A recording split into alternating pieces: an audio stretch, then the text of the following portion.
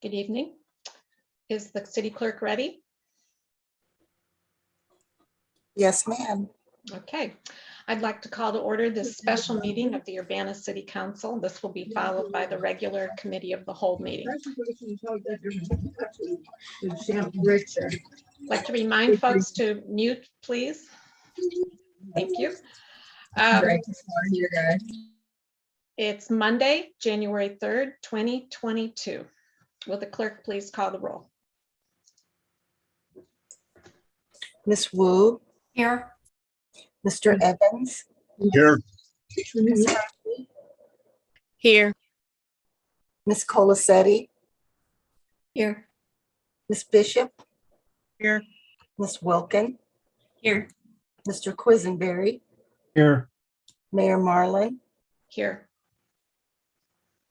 Next item is approval of minutes from the previous meetings of December 13th, 2021, and the City Council goal setting session on December 15th, 2021. Is there a motion for approval? So moved. Second. Moved by Mary Alice, seconded by Sharice. Are there any substantive corrections? Grace. Thanks. I was wondering about for the December 15th goal setting meeting. I saw there's a draft of some of the strategic goals that's attached, but it looks like that's not the most recent version. So I was just checking if it would make sense to add the most recent version there. Is this something I can respond to? Yes.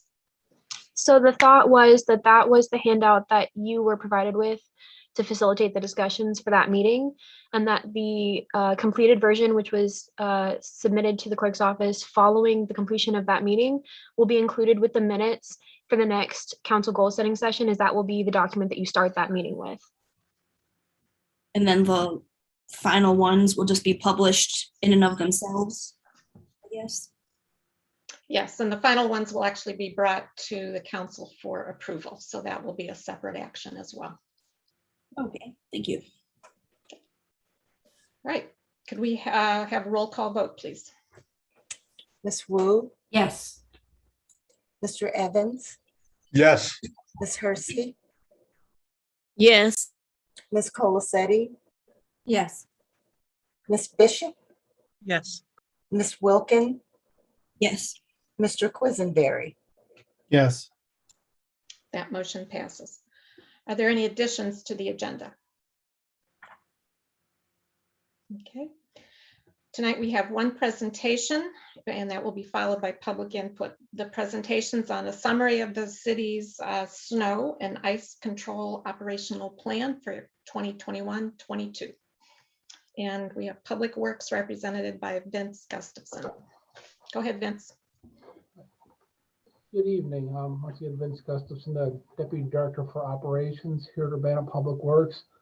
While we've had a very mild December, it looks like January winter has finally set in. So I just want to take a brief opportunity just to kind of give an informational update on how we here at Public Works and the operations divisions deal with snow and ice on a seasonal basis. I'm going to go ahead and see if I get my screen shared here. Is everyone able to see that?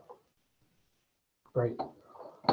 So one thing that I can say in my 18 years of experience here at Public Works, from driving snow plows to supervising shifts to now managing the division, is that no one event's ever the same. There are so many different variables that go into how we deal with any particular event.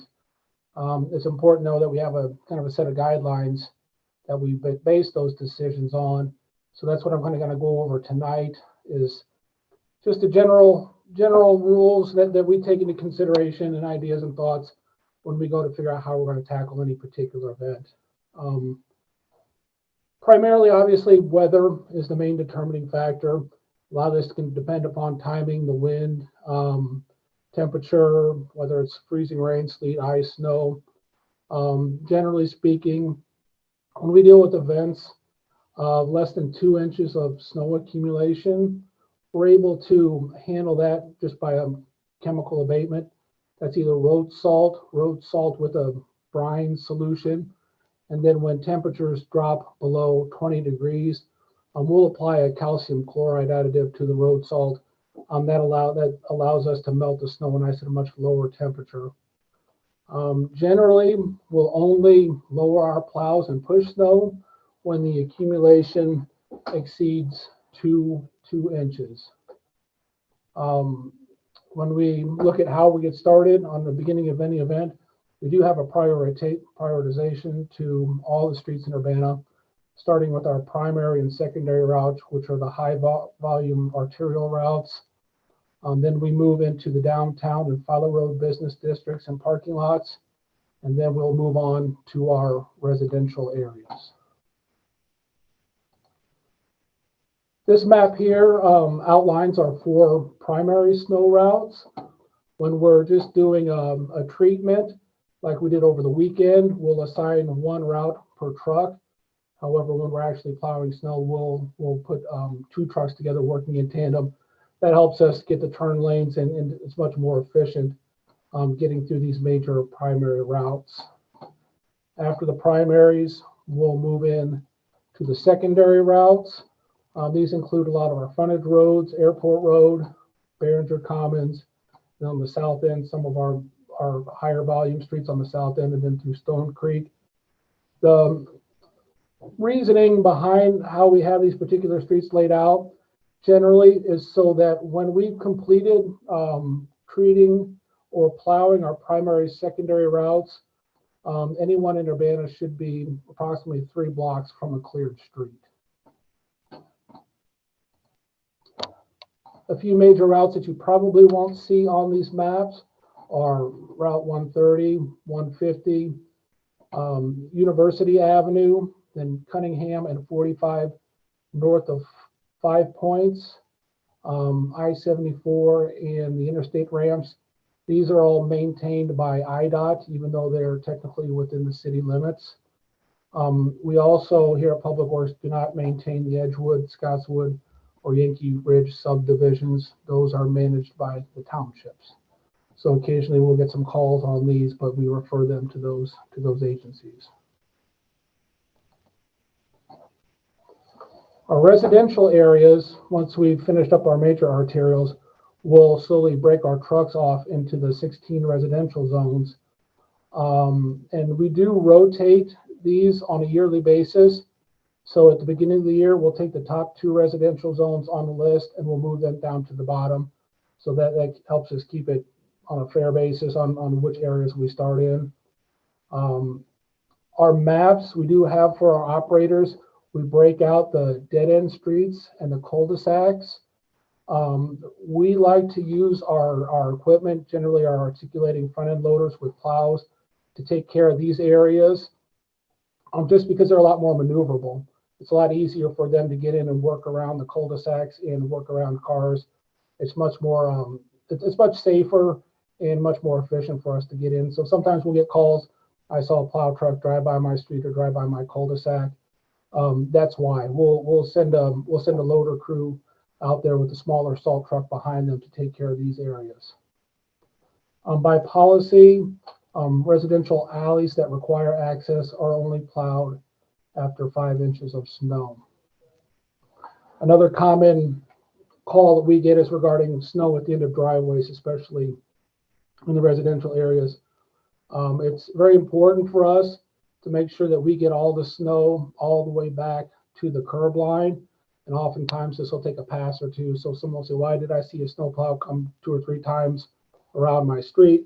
Well, that's to make sure that we get it all the way back to the curb line, so that when it does start to melt, it ensures that that melting snow will get down to the inlets and won't refreeze in the evening. So I know it's frustrating that after you've cleared your driveway to see the truck come back in and plow it back in. It is essential that we do that. We try our best to be as efficient as we can as how we go through the neighborhoods.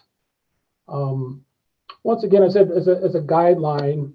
Now that is very conditional based upon, if it's very windy and we're dealing with drifting, but we like to think, we set a goal for that once the last snowflake has fallen and the event has stopped, We like to think that we can at least make a pass through all of our residential streets in Urbana within 24 hours after the end of the snowstorm.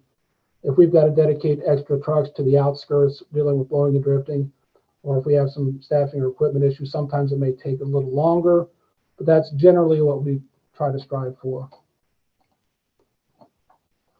This map here just basically shows how we have the 16 areas mapped out. You can also see on here that we've got our South Business District, Central Business District, and Campus. So that once we finished our primary, secondary routes, or even sometimes when they're in process, we'll assign our loaders and our smaller trucks to try to get into these areas as soon as we can.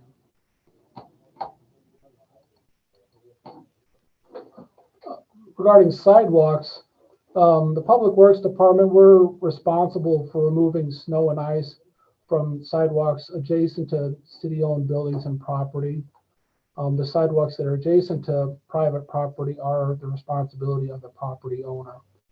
So the council did pass an updated ordinance in 2019 that requires property owners within certain identified districts to remove the snow adjacent to their buildings and their residences. We'll make the declaration of when that takes place over 2 inches of snow, and that clearance must occur within 24 hours. Those areas are defined as the University District, the South Philo District, and there's a downtown district.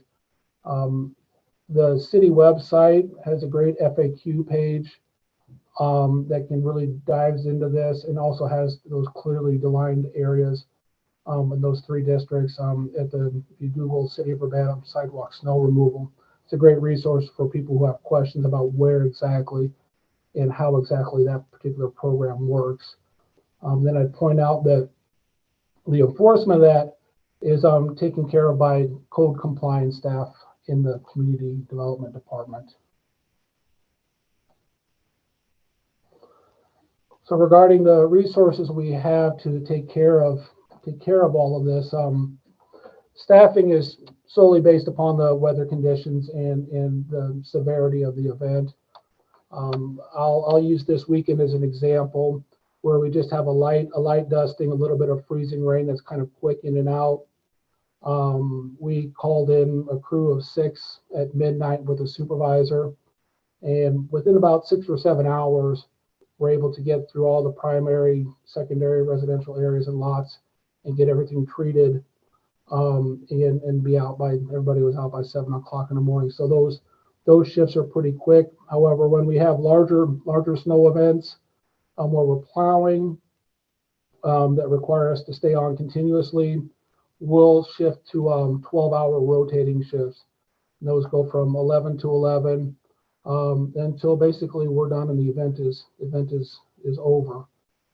I'd like to point out too that while a lot of other agencies rely upon outside labor, or snowbirds as they like to call them, bring them in to perform the work, we here at Public Works utilize all of our full-time Aspen Union Public Works employees.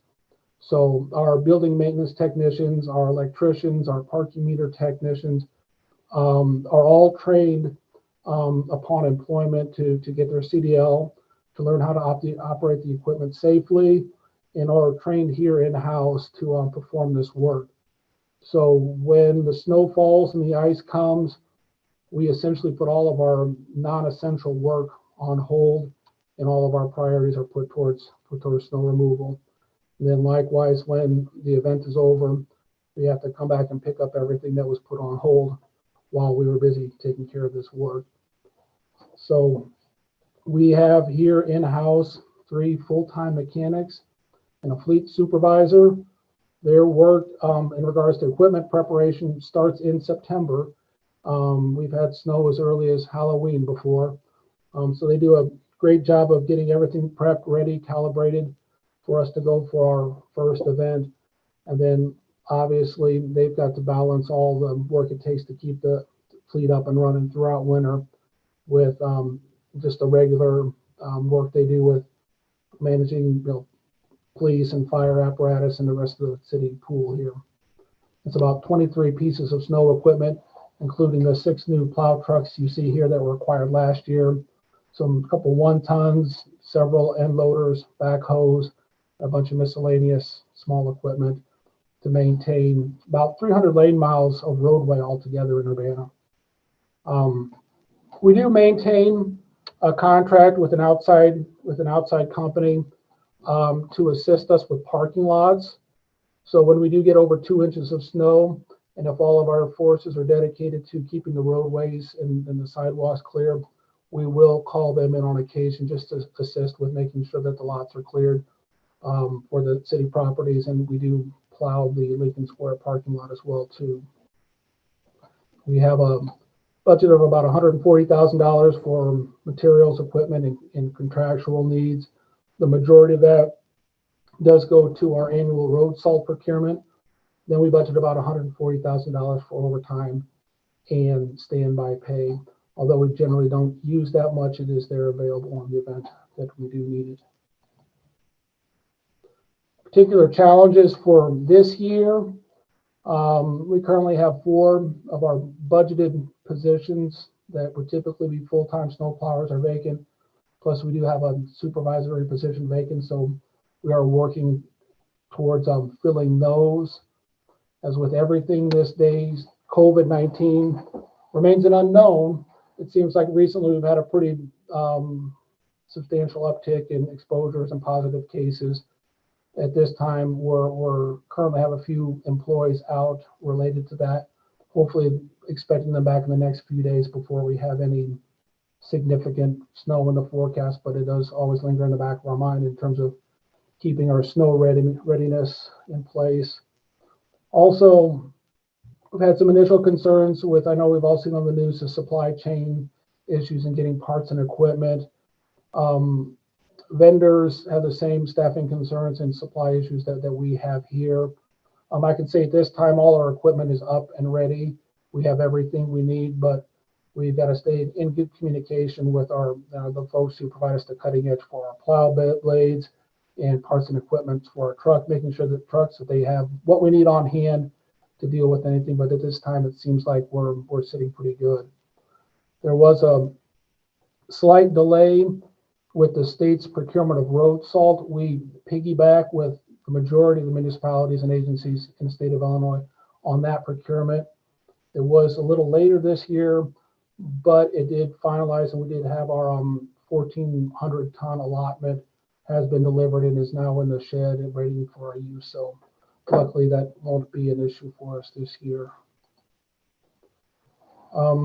Just like to point out that it's a lot of late nights. We've been lucky this year, but I can guarantee you that by March, we're generally pretty worn out from late nights and the weekends. And previous years, it seems like the snow always falls on a Friday afternoon, just when the weekend hits. And we've had a lot of times where you go a long month without a break. So a big thanks to my supervisors and the staff and the mechanics and everybody here who do a good job of making sure that we get everything taken care of when we need to get out there and get it done. So at this point, if there are any questions, I'd be glad to entertain them.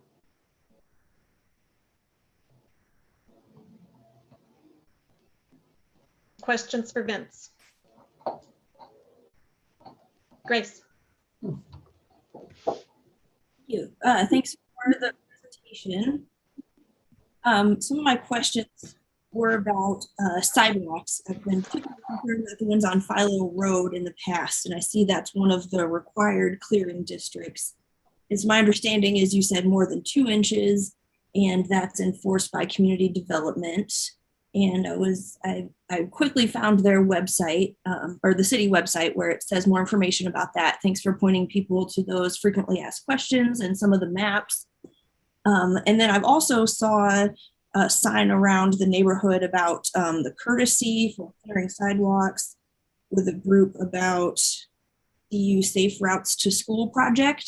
I don't know if you could add any more about that and kind of what areas are required and what areas are still courteous and neighborly to clear sidewalks. I have not been directly involved in the CU Safe Routes to School other than the information that's provided on the website. So I'd recommend that they contact directly with that group. If there's a hardship or a reason why folks are unable to take care of their areas, it looks like that might be a good resource for them to reach out to. But like I said, based upon the maps that are on the website, it clearly delineates what areas fall under the requirements for clearance. So at that declaration, we'll notify the folks over in building safety, and then they'll go out and they'll run those, and then they'll follow up with the property owners, and they have a contractor that'll help them clear those areas for them.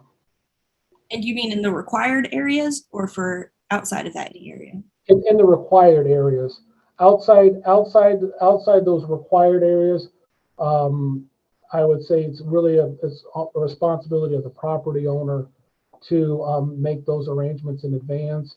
And I think then if there's a hardship beyond that, that's when they could utilize the information that's on with the CU Safe Route to School webpage.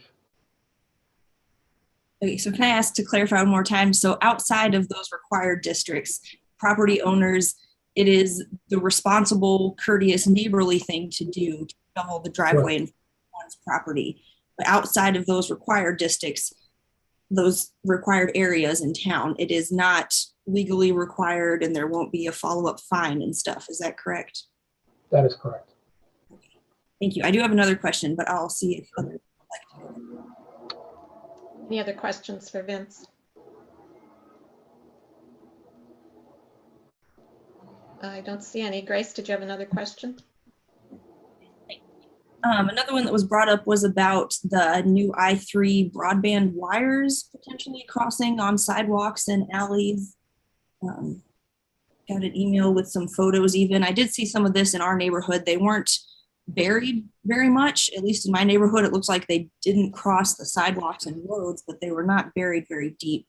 So I don't know if you had anything to add about I-3 broadband wires that may be over sidewalks or alleyways. I would say I'd have to really refer that to our right-of-way team up in engineering. They have the guidelines and the specifics that they're required to follow when they apply for that right-of-way permit. I would say definitely if it's anything less than a temporary installation that's not clearly marked, no, there shouldn't be anything crossing the sidewalks permanently. Okay, so you said follow up with engineering on that? Yeah, with our right-of-way. Our engineering division manages our right-of-way permits, which does the oversight on the construction standards for the I-3 broadband installation. So if there's a specific concern, we can follow up with those directly. But generally speaking, there are standards by which they're supposed to follow that we do enforce via our right-of-way permit process. Thanks for the work on that, because I know it's definitely an important one, keeping those roads clear. So thank you guys in your department for taking on that big task and communicating with us. I appreciated having the whole plan and all the maps laid out, and I think that helps clear it up. And then I guess my last question was if there's a good number for people to reach if they have specific questions about snow routes or general public work operations. Sure thing. We have right here at the end of this slide, call the front office at 384-2342. I also have my email address on here directly. We'd be glad to provide any clarification or additional information on any given day. Great, thank you. You're welcome. Just to confirm, Vince, I know as a council member, the calls I got referred to what residential route am I in and where am I on the list? So from what I can tell as I look through the manual, the order in which residential areas are going to be plowed this season are on the page that's labeled snow log summary. Looks like Correct. a spreadsheet, but there's no page number on that, but you'll find it in your book. And then the overall map is the map labeled residential index. So the neighborhood sections are referenced in that residential index, and that's where people can see. We do get that call quite a bit. Why are we always last? And I can assure you that we do our best to follow that order. It's not always 100%. If I have someone up on the north end of residential 10, obviously I'm not going to make them drive all the way to the south end of Stone Creek. we may divert them over to 16, just for the sake of efficiency. But as a general practice, that's the typical order that we try to follow, just to keep it equitable. And the important message is that it's rotated every year, and people feel Correct. like they're always the last one. I can assure you, it always feels like your area is the last one, but it's not. So I update that that's an snow important log message. summary annually, and that's definitely part of our practice. Great, thank you. Any other questions for Vince about snow? Okay, thank you very much. We'll move on to public input. If you'd like to address this meeting of the council, please raise your hand. First up is Alan Axelrod. Good evening. Can you hear me? Yes. Alrighty, I'll start when the clock's up. Thank you. So this afternoon, I sent the city council an email detailing that I had a conversation with a disabled activist in Missouri who enumerated that the police follow-up co-responder model is, in their opinion, in violation of Title II and 5 of the ADA, as well as one additional law pertaining to disability rights, particularly and interestingly, discrimination. I bring this to your attention not to lord this over. This was something I wasn't accounting for when I was talking to you about concerns about state statute. I would like to see some proactive analysis, disclosure, compliance from the city of Urbana. While I do have the bandwidth and will be appropriating it accordingly to proceed, I have told you in the email what that timetable would be. This provides the city of Urbana the ability to be prudent, as this may involve litigation. I'm not a fan of the courts. I'm not a fan of litigating anything. But when disabled activists are asking you to do something, who am I to say no? Like, what is going on there? So on Thursday, I will be meeting with other disability rights activists and conferring with them. If they also agree with the disabled activists out of Missouri, then we will be proceeding to contact departments in state governments, as well as publicly funded legal entities. So that's that there. Again, like, this is avoidable. Now, the other thing is on the no Ameren shutoff side, technically within the scope of a public comment, I could play to you the latest video that we have released. However, you are live streaming on YouTube and that risks a copyright strike, even though we interestingly used copyright-free music. There's just some idiosyncrasies there. One of the things that I would like to bring to folks' attention is the Maintaining Access to Essential Services Act and the winter moratorium not stopping utilities from shutoffs. So let's tackle the second one first, as another city council had asked me today, or had credulously asked earlier today, about whether or not Ameren can shut off people in the winter. Yes, they can. The Public Utilities Act details that if it is above freezing, and if the customer is not enrolled in a payment plan, which, by the way, requires a down payment that they may not be able to afford, then yes, they can shut people off. This was the standard adopted in September of 2020, September 22nd of 2020. And 9 weeks later, 81,000 households were disconnected. To provide a sense of scale, from July through November, 190,000 households have been disconnected. Any wonder that our COVID caseload is so high. Now, on the note of the Maintaining Access to Essential Services Act, this is an opportunity for the city of Urbana to bring money from the federal government to help our residents. I had mentioned that I will be following up with an email, and I intend to do that follow-up. I mentioned the video for no Ameren shutoffs because that took some time and priority, given that we need to get the word out, and has generated earned media coverage. I'll be doing an interview later tonight, interestingly. Anyway, have a good one. Thank you. Next to speak is Angel Johnson.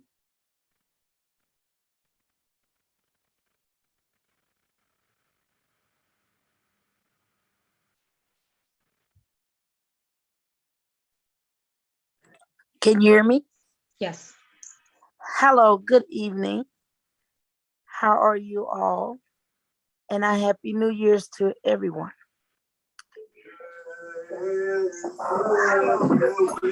So I'm calling in for one particular concern.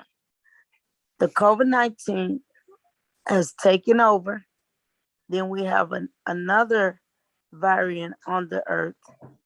And then there's another variant.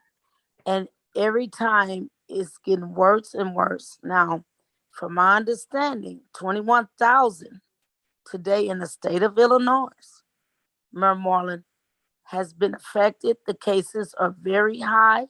We're off the chart. Urbana Middle School, Urbana High School has been tested for COVID with teachers and students. And for as I'm concerned, the schools need to be closed. They need to be shut down because this thing is very bad. Now, a lot of students that I know has been hospitalized. They didn't get to celebrate and some of the U of I students too that I work with that I know, they wasn't able to celebrate the holiday. They had, came in contact with people with the COVID before the school break, which the school break knew for Urbana Middle School and High School. I know for a fact that they had several cases there, but they're not closing the schools. And I wonder, Ms. Mermoreland, could you take in consideration of asking them to just close the schools down? Because several people had the COVID and they didn't close, but they let the children stay at the school. They let the teachers continually work, and it just spread it. And so now it's very bad, and a lot of them are at home and couldn't even attend school, go back to school.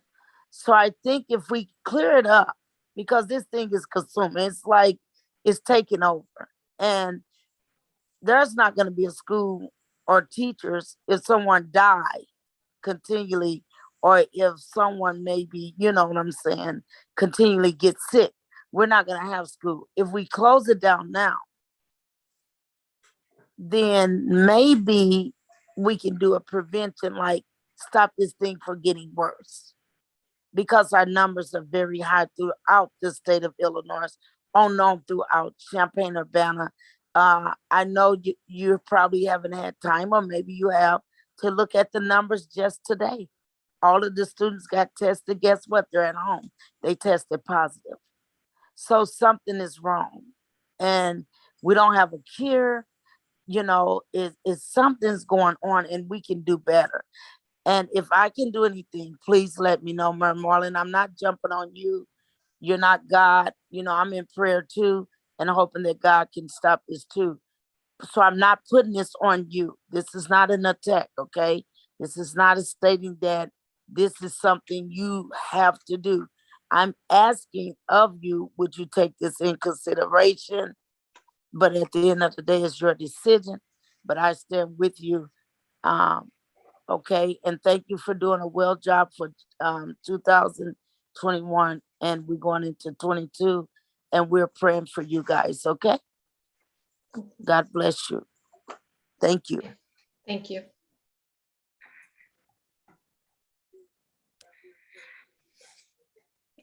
Okay, does anyone else wish to address the committee or the council?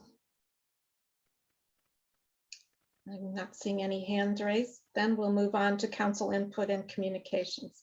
Any council members wish to make comments? You'll have up to 3 minutes.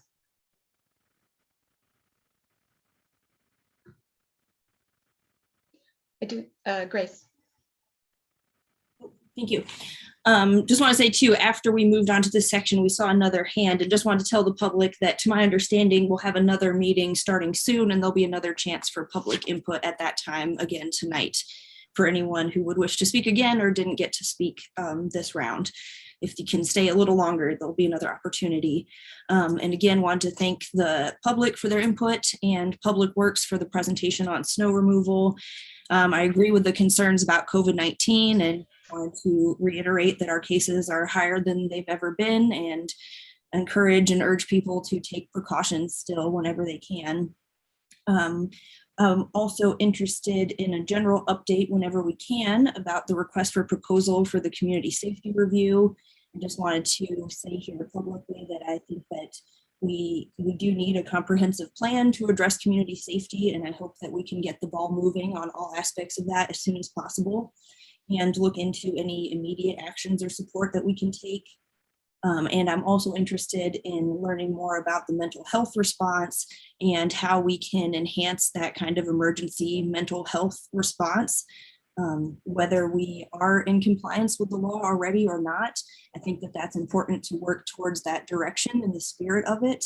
And it seems a little bit,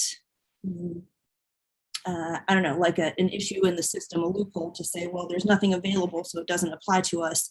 I think that the goal, in my opinion, would be working towards making alternative responses available. And I hope that that's something that we're working towards. That's all for now. Thank you. Any other council comments? Okay, I do have a couple of comments. One is to Pastor Johnson. I want to thank you for your concern.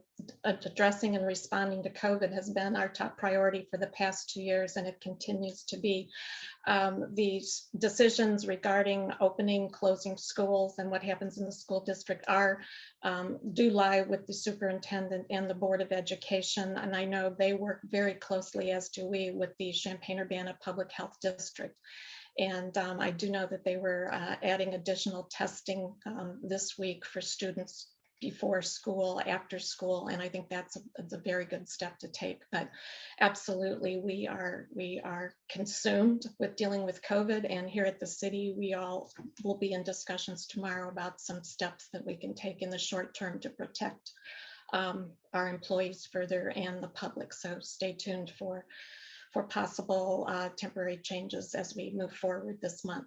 As far as our compliance with state law, as you received the memo this afternoon in response to concerns about the follow-up co-responder model, we are in compliance with state law.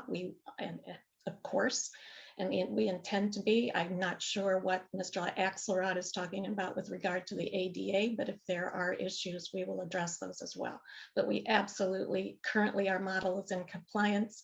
And as we said, it's a pilot, it's a beginning, and we intend to make this a success and see where it takes us. But this is a start for us. And so we want to make sure that we're successful in this way. But absolutely, we are complying with state law. Okay, Sharice. Yes, I just wanted to read something for the minutes. Homicide investigation on Wednesday, December 29th, 2021 at 8:03 p.m. I'll read it later. Okay. Any other council comments? All right, we'll move on to unfinished business. I don't believe there is any. Reports of the standing committees, Mary Alice. All right, on behalf of the Committee of the Whole, we have 2 items on the consent agenda tonight. Ordinance number 2021-12-055, an ordinance amending Schedule H of Section 2393 of the Urbana Local Traffic Code requiring stop signs at certain intersections for Deer Ridge Drive at Mark Trail, Lexington Drive at Deer Ridge Drive, Vernon Drive at Deer Ridge Drive, Horizon Lane at Deer Ridge Drive. The second item is resolution number 2021-12-051R, a resolution for improvement under the Illinois Highway Code, state motor fuel tax for Goodwin Avenue and Green Street intersection improvements. On behalf of the Committee of the Whole, I move approval. Second. Moved by Mary Alice, seconded by Sharice. Will the clerk please call the roll? Mr. Quisenberry, Yes. Miss Wilkin, Miss Bishop, Yes. Miss Colacetti, Yes. Miss Hersey, Yes. Mr. Evans, Yes. Miss Wu. Yes. That motion passes.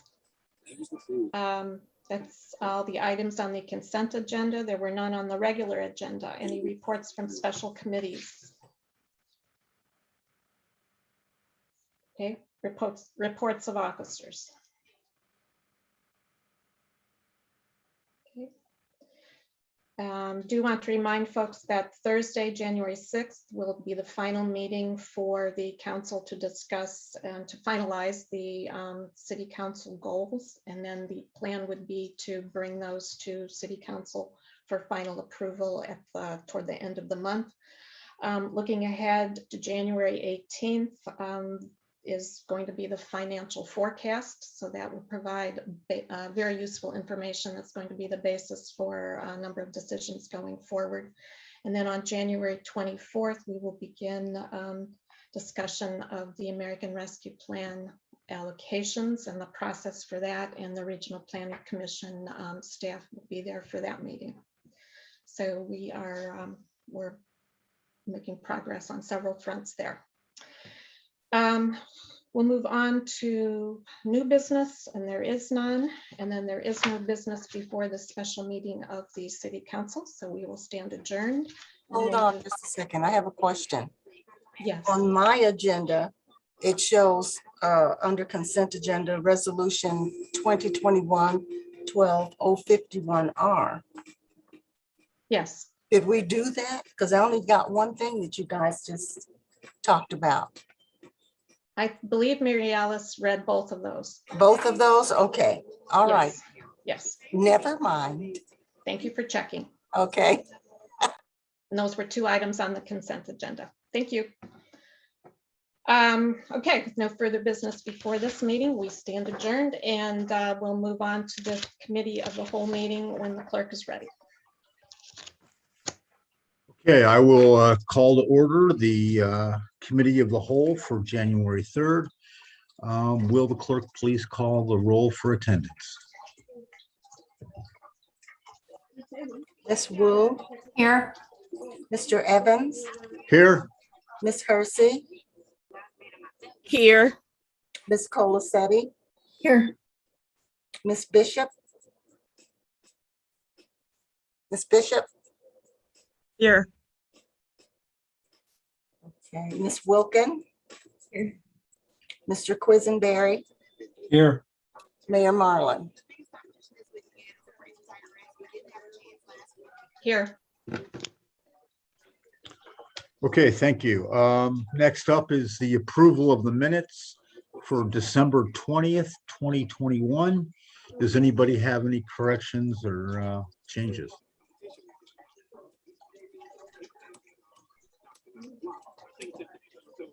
Okay, seeing none. Does anybody want to make a motion to pass the minutes? I'll move that we pass the December 20th, 2021 minutes. A second. Okay, thank you, Mary Alice and Chandra. Will the clerk please call the roll? Miss Wu, Yes. Miss Hersey, Yes. Miss Colacetti, Yes. Mr. Evans, Yes. Mr. Quisenberry, Yes. Miss Bishop, Yes. Miss Wilkin. Okay, that passes. Are there any additions to the agenda? All right, seeing none, that takes us to public input. Does anybody want to give us some public input?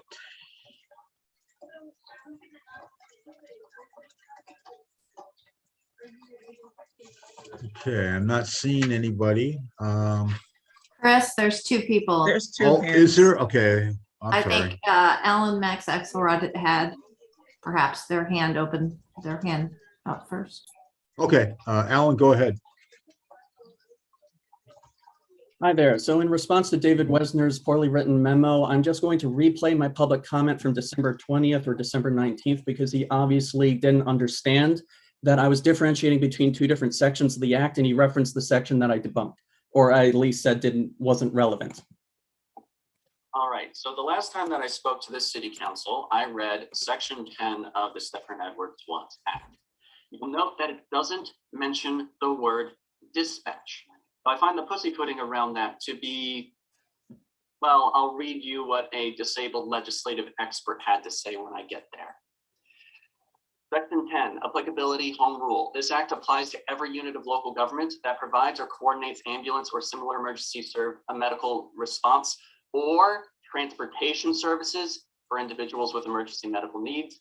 A home rule unit may not respond to or provide services for a mental or behavioral health emergency, or create a transportation plan or other regulation relating to the provision of mental or behavioral health services in a manner inconsistent with this act. This act was pushed after Stephen Edward Watts was killed by police. The intent of this is to have no involvement of police for a subset of criteria of behavioral health calls.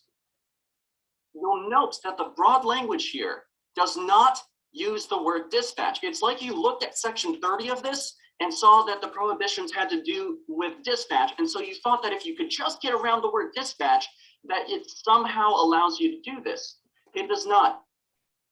12 days of Christmas. So I've paused my public comment from there because, as you'll note, David Wesner heard that public comment where I said that I wasn't referring to section 30, and then his memo to you only addressed section 30. I'm not asking for much here. I'm asking that you follow the law and do your homework. Have a good night.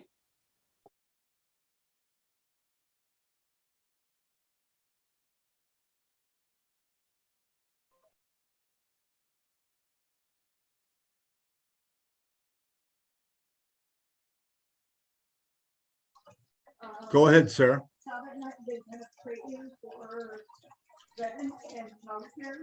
You're muted. Oh, there you are.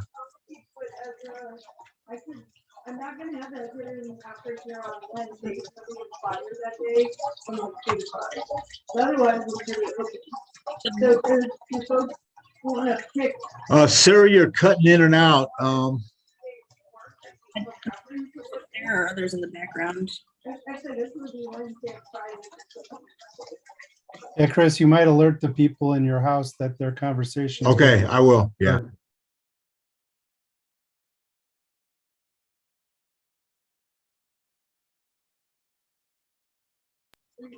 Okay, is Sarah available?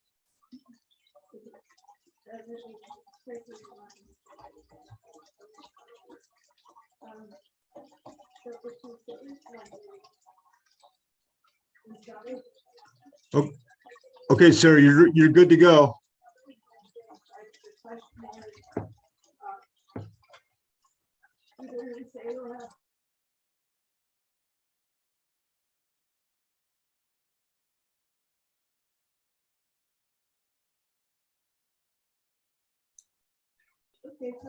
Okay, I can't hear her. Can anybody hear her?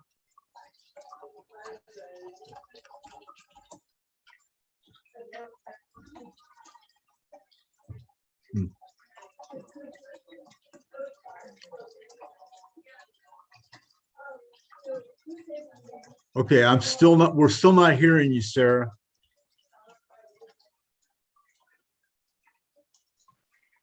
She has the option of sending comments in by email if there's an audio problem.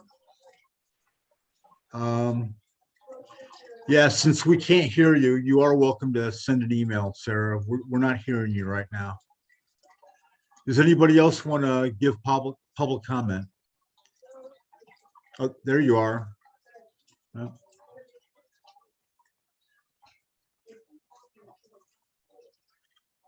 We're still not hearing you, Sarah.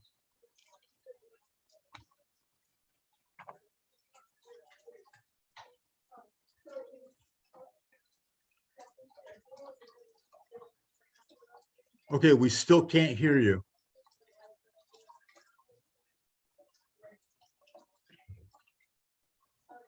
Does anybody else want to give public comment?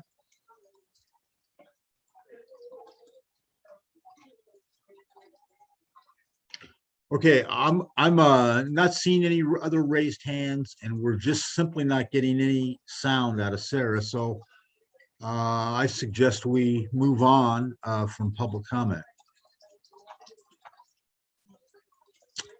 Okay, thank you. Okay, next up is any staff reports?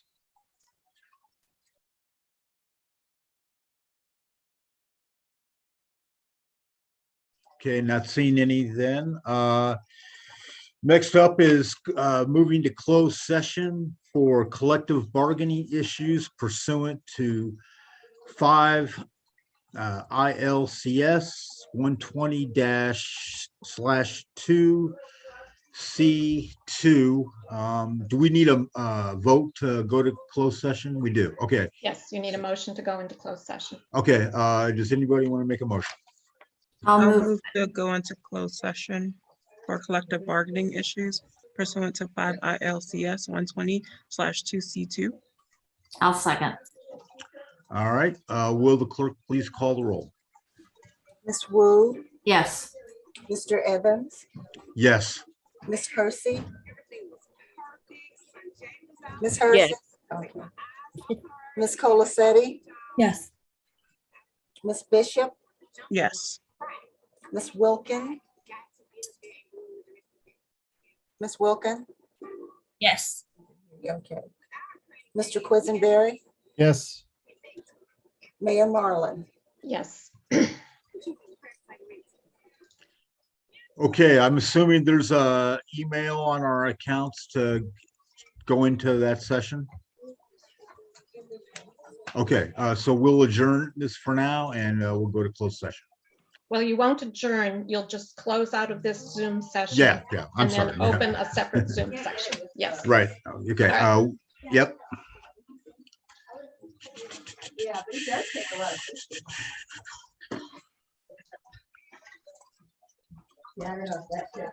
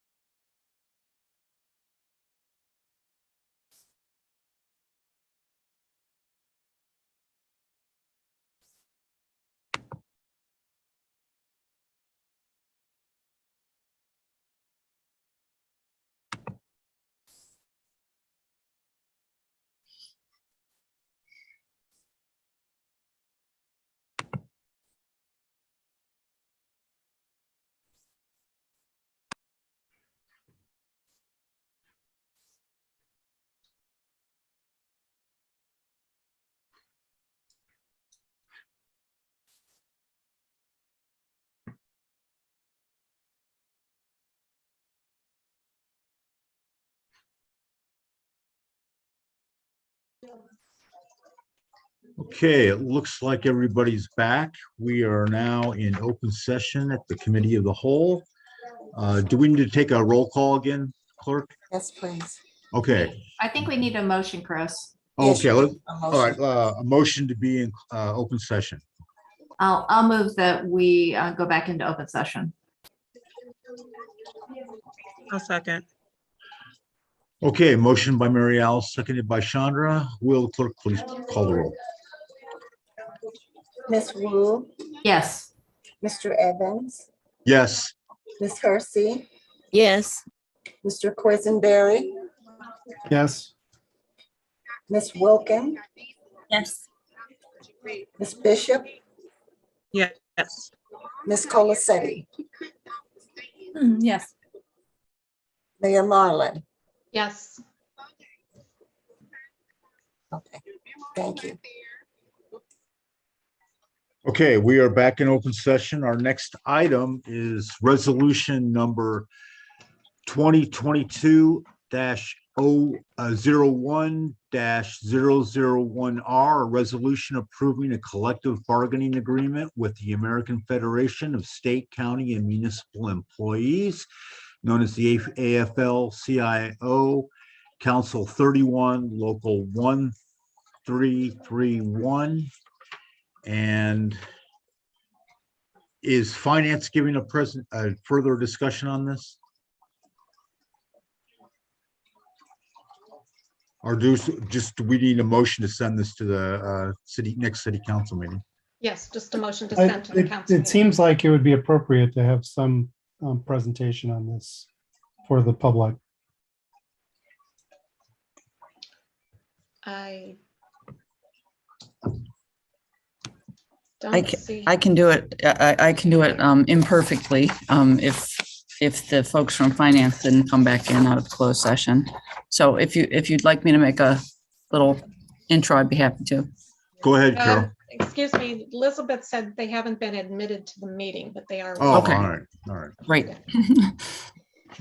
Okay, so we'll wait. Yeah, I if guess- Barema could let Elizabeth Hannon and Michelle. Michelle. Here we go. And two, possibly. Okay, it looks like they're both here. Elizabeth, do you want to start?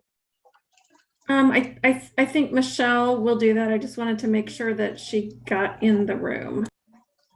I am. You all hear me? Yes, we Yes. can. Okay. All right. Hopefully everybody was able to access online the memo I wrote that's kind of just gave an overview of the whole negotiation process with AFSCME, who are the union representing American Federation of State, County, and Municipal Employees. They are largely comprised of our public works employees, our police services representatives, and our parking enforcement officers. And I think the memo details that between August and December 10th of this year, we met with AFSCME. They have a team. We went with the team. We met in closed negotiation sessions. So I'm not allowed to detail everything that was back and forth in those sessions, but I am allowed to share, and I have shared in this memo, an overview of all the terms of this contract that are different from the prior contract. Online, you should have been able to access the old contract, but what we also did was we put up a red line version of the new contract that's proposed that we're asking council to move forward and ultimately approve, and then a clean copy. And again, with apologies to everyone, it was hard to reformat this document. It's a very old one. It was very resistant to kind of being edited. So we're going to try to get, if there's any final kind of formatting and cleanup issues, taken care of before we hand you the final version to sign. But ultimately, the really substantive terms of this are economic and what we call operational in nature. So kind of how we run things that don't directly have financial costs to the city, but they matter for day-to-day operations. And then we also had primarily economic issues too.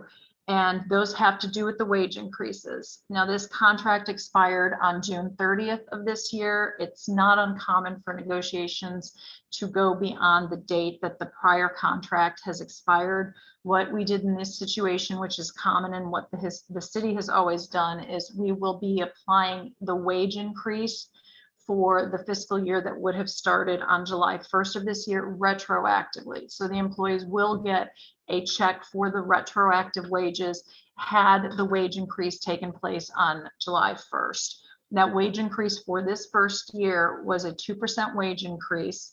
The wage increase that they will get effective July 1st of 2022 will be a 2.25% wage increase. And then in the third year of this contract, they'll get a wage increase on July 1st of 2023 of 2.75%. Uniform allowances were adjusted. It's not uncommon because costs of things, can increase for uniform allowances to be adjusted. So there was a 3% increase in uniform allowances. There's a one-time increase for the 2022-23 year of 3%, and then one more 3% increase for the 23-24 year. Costs of uniforms can actually be expensive in a way that you might not think of for public works. Especially public works have to wear very heavy Carhartt materials. They have to wear hard-toed shoes. They have to have reflective gear. So those things can get very costly, and especially with public works, those uniforms wear out. So these are very real costs that we have to make sure that we take into consideration.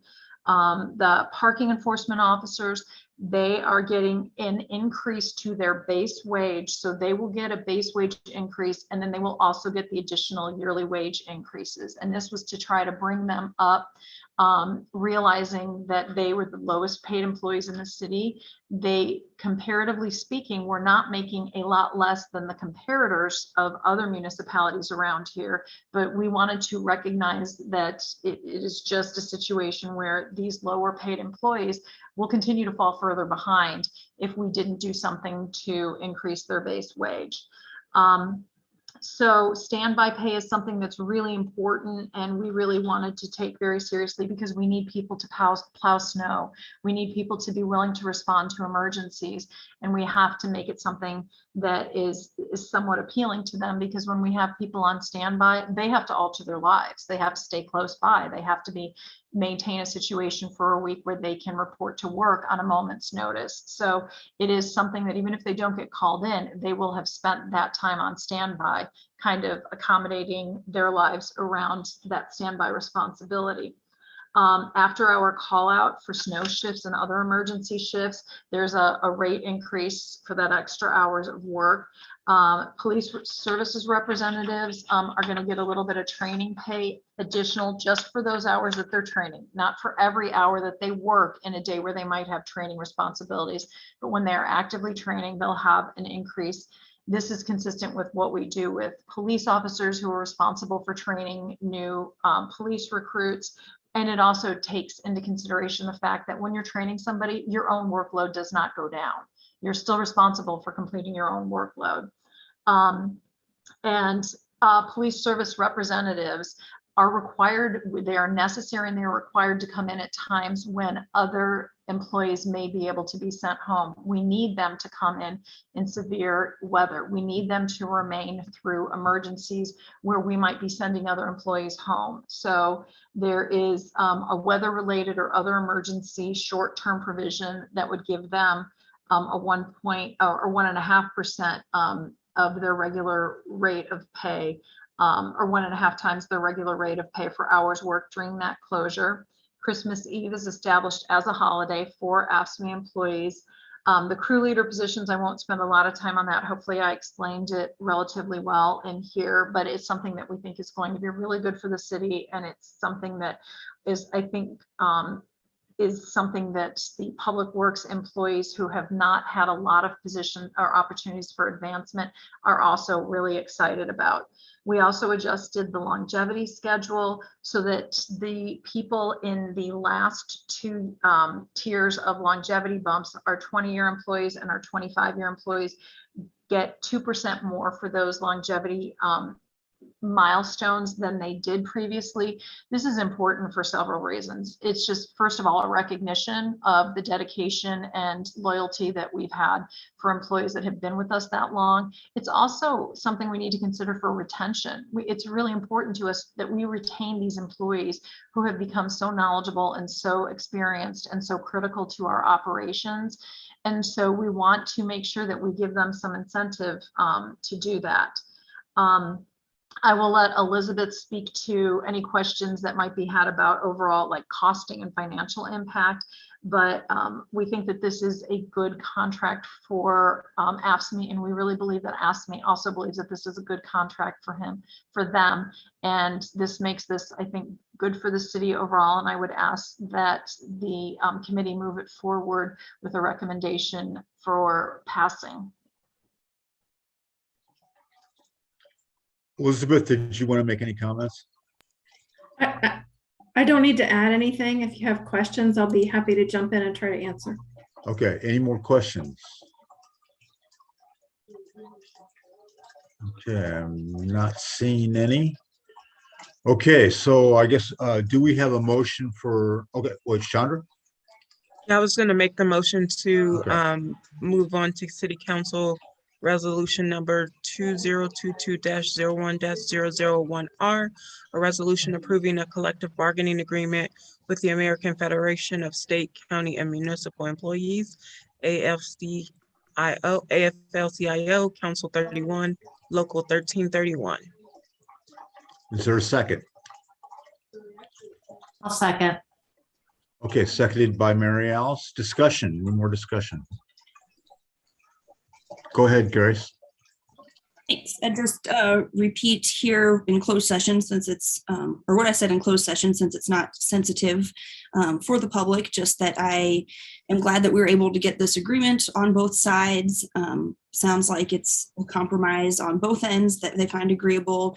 And thank you to Michelle Brooks and the rest of the negotiating team and AFSCME city employees for all of their hard work and even speaking at some of our meetings. And that I really appreciate the gender neutral language in this contract, some of the creative staffing solutions and the communication that we've had with City Council and with the public as much as possible. So I plan on supporting this and appreciate the work that's gone into this contract and hope that it's something that both sides find doable and satisfying on both ends. Anybody else?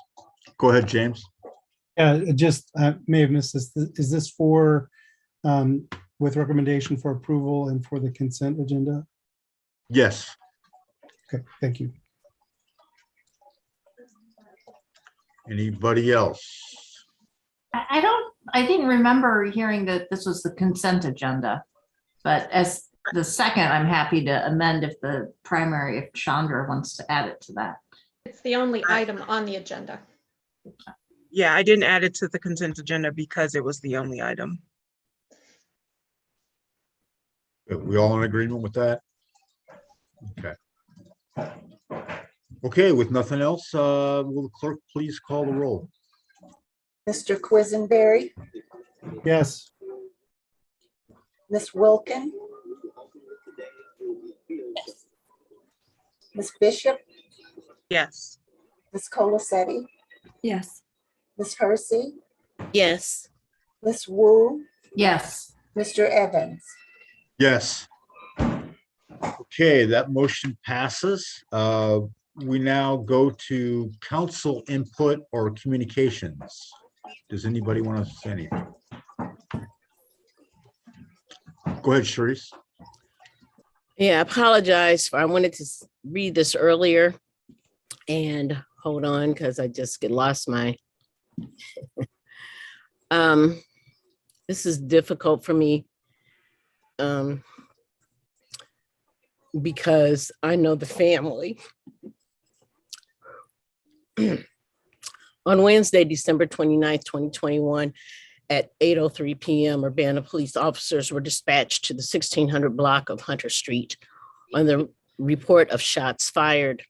Officers arrived and located one victim on the ground with an apparent gunshot wound to the head. The victim was identified as 17-year-old Jordan Atwater Lewis, a resident of Urbana. Atwater Lewis was transported to Carl Hospital, where he was pronounced deceased. Preliminary investigation into the incident appears to indicate that Atwater Lewis was approached by multiple people on the street in the 1600 block of East Hunter Street just before the shooting occurred. An autopsy is pending. Illinois State Police crime scene investigators are assisting Urbana police detectives with this investigation. The investigation of this incident is ongoing. Anyone with further information, photographs, or video recordings is encouraged to call the Urbana Police Department at 217-384-2320. Detectives will arrange to meet with witnesses privately. Callers may remain anonymous by calling Crime Stoppers at 217-373-TIPS. Submit a tip on the Champaign County Crime Stoppers website, that's champaigncountycrimestoppers.com, or submit a tip on the free P3 Tips app, which is available on iTunes and Google Play app stores.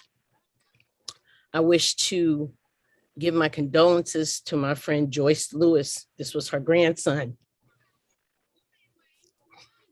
and her family. Thank you.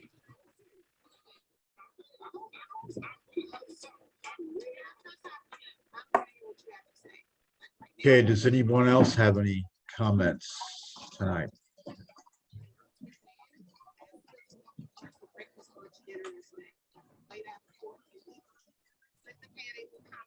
Okay, I'm not seeing anyone.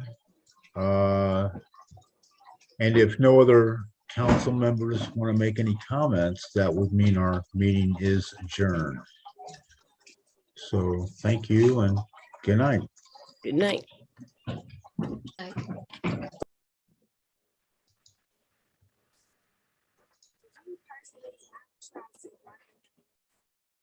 They'd say, we kind of focus on me.